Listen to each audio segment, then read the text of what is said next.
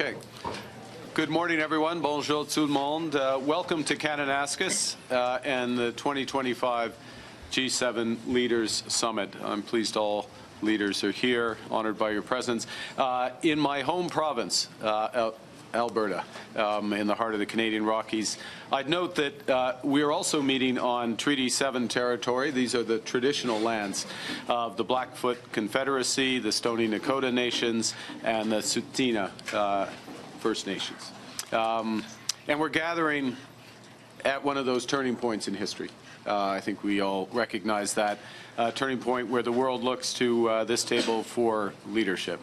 50 years ago, in France, a group of leading industrial nations got together in the face of global economic and financial crisis. The end of the international monetary system is known. Stagflation threatening, challenges in the Middle East, geopolitical challenges in the Middle East. And it was the frank, informal discussions around that table in Rambouillet that led to a long period of decisions and prosperity at that time.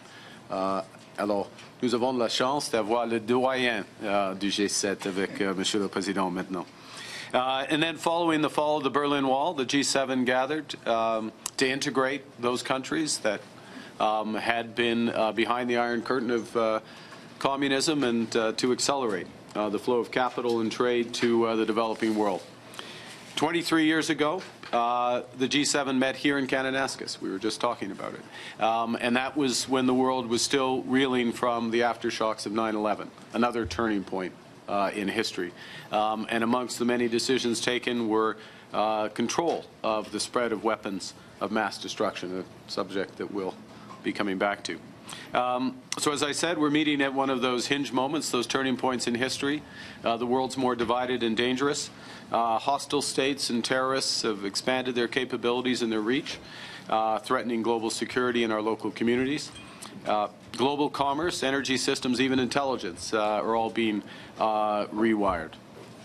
En tant que membre du G7, nous avons la possibilité de façonner le monde de demain. Le monde plus sûr, plus prospère, plus juste et plus libre. Mais le G7 doit s'adapter pour arriver à ses fins.